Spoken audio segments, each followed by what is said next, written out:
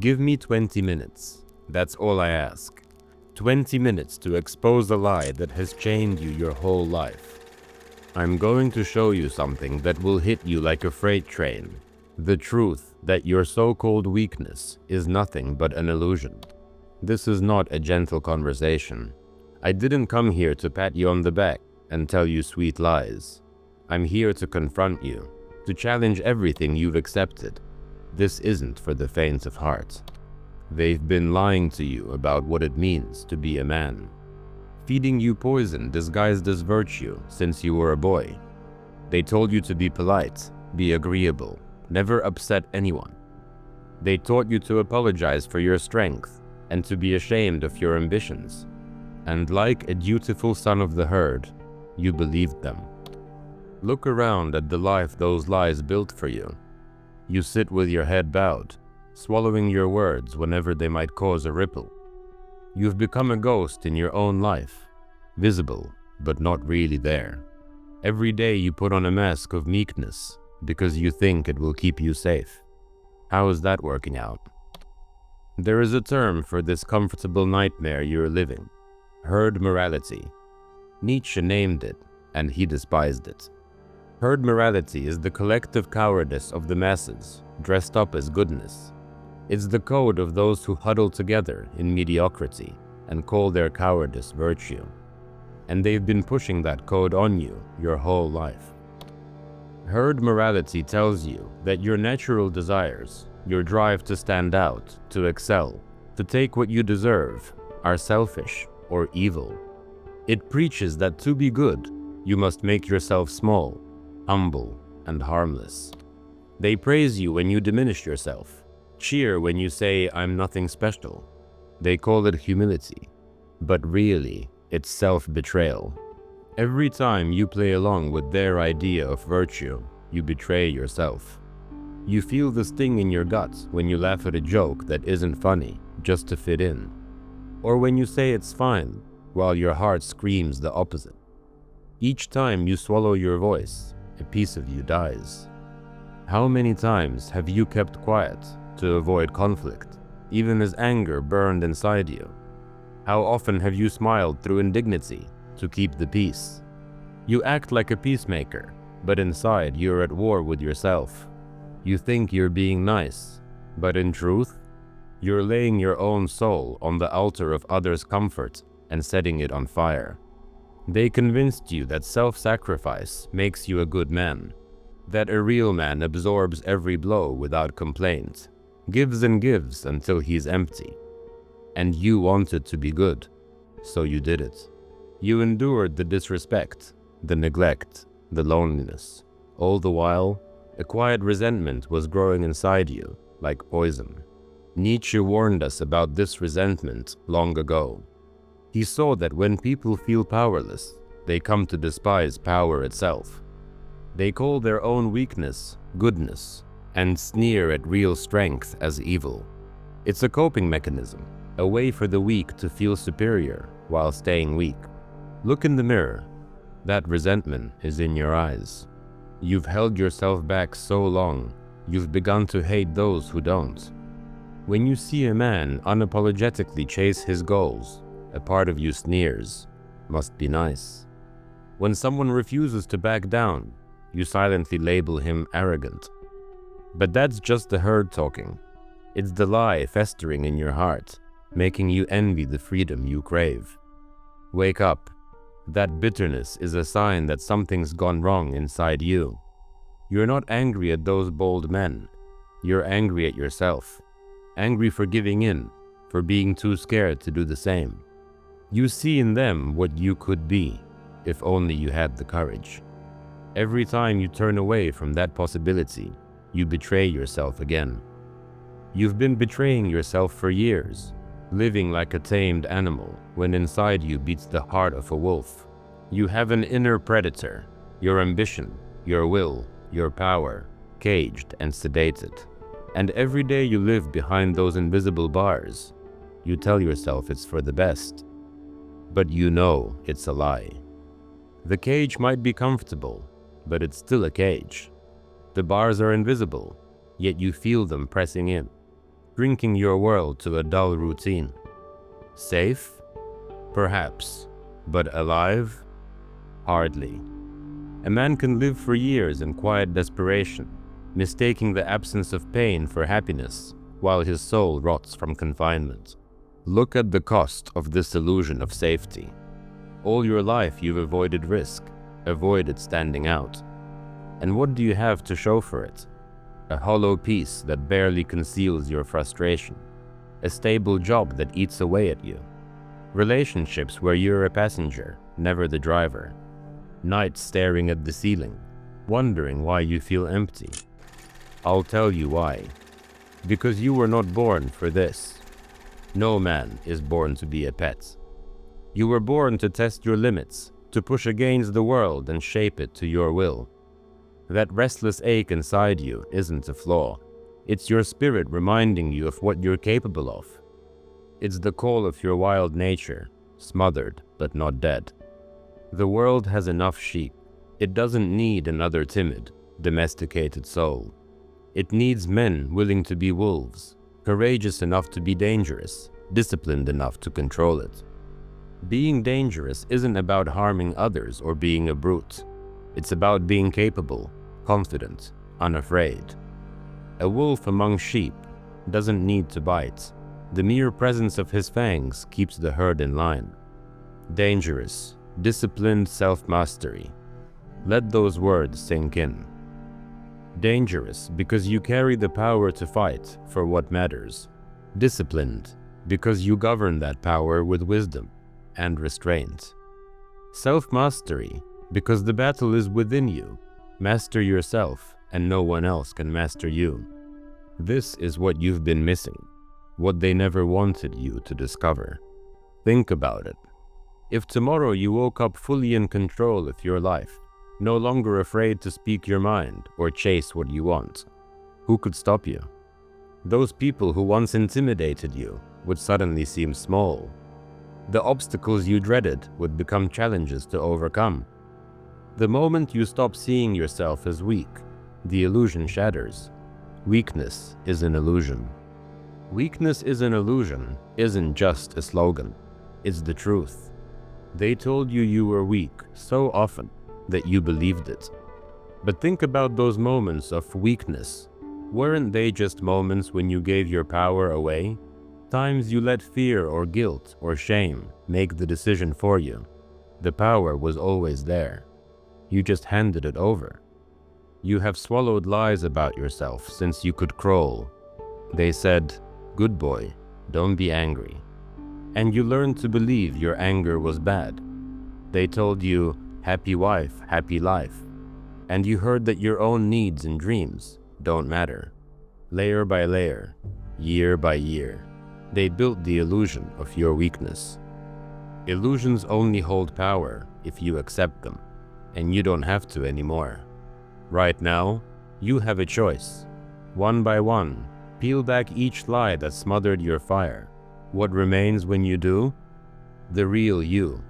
Raw, capable, hungry for life. The man you were always meant to be. It's time to confront the fear that's been driving you. What are you afraid of? Standing out? Being alone? Your own power? You've been more afraid of your strength than your weakness, because strength brings responsibility. If you claim your power, you can no longer hide behind "there is nothing I can do." Responsibility is a small price to pay for reclaiming your life. Feel that resistance inside, that trembling at the edge of your comfort zone. Good. Means you're on the verge of something real. The lies are losing their grip, and your heart beats faster. That's the taste of freedom. Freedom to want what you want without guilt. Freedom to say yes or no without explaining yourself. Freedom to be unapologetically you. This won't be easy. There is no magic pill. The path will demand everything you have. To reclaim your power, you must wage war against the part of you that would rather sleepwalk through life. Face down the habits and comforts quietly killing you. And what's the alternative? Slip back into that comfortable coma you called life? No, Not anymore. Ask yourself, are you ready to kill the boy who needed approval so the man can be born? It's a terrifying question. Good. Let that terror turn into excitement, because fear and excitement are two sides of the same coin. Fear means something important is at stake. Deep down, you've always known you weren't meant to be another face in the crowd. Remember a time when you were young and felt a surge of defiance, when you said, quietly, "No, I want this." That was the real you, breaking through your conditioning. That was your will to power showing itself, even when you tried to bury it. Nietzsche spoke of the will to power, not a lust to dominate others, but the drive to overcome and grow beyond yourself. That will has whispered your whole life, especially in your most powerless moments. It murmurs, "I am here. You cannot cage me forever." You feel it now, don't you? That heat in your veins. That's your will to power, begging for release. Up to now, you've used so much energy holding yourself back. Imagine if you unleashed it. Picture a dam beginning to crack after a lifetime of pressure building behind it. The water doesn't trickle, it explodes through. That's you when you finally decide enough is enough. The meek persona you've worn like a shield crumbles, and the real strength underneath comes flooding out. It will shock people. Some of them won't like it. They'll say you've changed. They'll say you're being difficult, or selfish, or not the nice guy they remember. Let them talk. Their discomfort is the sound of your cage door swinging open. You are not here to make the herd comfortable. You're here to break free. What about the people who truly care about you? The ones worth keeping in your life? They will welcome the change in you. They'll see the light in your eyes burning brighter, and they'll know something real has happened. You'll inspire them, maybe scare them a little too, but ultimately, they'll respect you more, because now you're respecting yourself. Remember all those times you were there for everyone else? All the nights you listened to others' problems, the favors you did, the pieces of yourself you gave away trying to be good enough for them. It's time to flip the script. The greatest gift you can give others is not your submission, but your example. The example of a man who owns himself. When you stop betraying yourself, you become someone worth following. People are drawn to a man who knows who he is and where he is going. The same man who once felt invisible will now command attention without a word. Confidence is quiet, strength unassuming. It's not about flexing or chest thumping. It's in the steady way you walk and the fire in your eyes. Let's be clear. This transformation isn't about impressing others or getting applause. It's about freedom, never having to look in the mirror with regret. It's about laying your head down at night, knowing you didn't betray yourself today, that you didn't wear a mask or bite your tongue when it mattered, that you lived truthfully, fought honorably, and never surrendered to the comfort of weakness. Now we reach the moment of truth. This is where all these words turn into a decision. Not tomorrow, not next Monday, not someday when life is less crazy. Now, today, because there is no perfect time to reclaim your life. There is only this moment, and what you choose to do with it. What's it going to be? You can walk away and pretend you never heard this. Many will. It's the easier path. Dismiss it as another pep talk. Let the comfort of routine wash over you and forget this challenge. That's one choice. Go back to sleep, rejoin the herd, and resume the slow dying you call living. Or you can step into the unknown. Take one small action right now your old self would never dare. Stand up for yourself in the conversation you've been avoiding. Say no to something without a fake excuse. Look in the mirror and admit what you truly want. Do the thing that scares you. Do it before your mind lulls you back to sleep. This is your crossroads. No one will force you down either path. You're a free man. Always have been. The cage was never locked. The key has always been in your hand. I can't make the choice for you. I've shown you what's possible, shown you the illusion for what it is. The rest is up to you. But I will tell you this: if you choose to awaken, you won't be alone.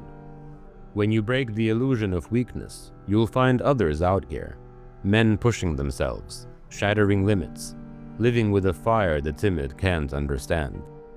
Those men will become your brothers, a tribe bound not by weakness, but by a shared refusal to accept it. Welcome to the tribe. If you're still here, then you're already on the path. You are one of the few willing to face reality and not spend life asleep. Feel that pride, not arrogance, but the pride of a man who has stepped away from the herd and onto a warrior's road. Now declare it. Make it real. Tell yourself out loud, weakness is not my destiny. I am stronger than the lies I've believed. Say it until your voice stops shaking. If you feel bold, declare it to the world. Write "I am awake" in the comments. Not for me, for you. Mark this as the line in the sand, the moment you chose to reclaim your life. This doesn't end here. It's the beginning. If this message struck a chord in you, don't let that fire die out. Feed it. Surround yourself with those who fan your flames, not those who douse them. Subscribe and join our tribe, and keep pushing forward with us. This journey has only begun, and much more awaits. Let this be your new mantra. Weakness is an illusion, and I refuse to live by it. When doubt creeps in, remember, the doubt is a lie, the fear is a liar. You have seen the truth, and you know what you're capable of. You won't betray yourself again. Remember, the dawn only breaks after the darkest hour. You've been through the darkness of your own self-doubt and fear. Now step into the light of a new morning. In this new light, weakness burns away like a mist, and the man you were born to be stands before you, unshackled and alive. This is your life to claim. No one, no herd, no past mistake can take it from you once you decide to own it. The illusion of weakness dies the second you stop consenting to it. So decide right now, you will live on your feet rather than die on your knees. From this moment on, you answer only to your soul's truth. The world is starved for men who have come alive. Men who are both fierce and compassionate, both dangerous and disciplined. Be one of them. Stand among us. Lift your head, look forward, and stride out of the prison of illusion you once called home. The chains are broken, the cage is open, the herd is behind you. All that lies ahead is whatever you choose to create. Feel that power in your chest, that's life surging back into you. Embrace it. Every second of these 20 minutes has been building to this point, the moment you realize you were never weak. You are awake. Stay awake. Your weakness is erased. In its place stands a man who will never surrender his truth again. Welcome to the new you. Welcome to the tribe. Now go forth and live as if every moment is a battle for your soul. Because it is. You've already won the first victory.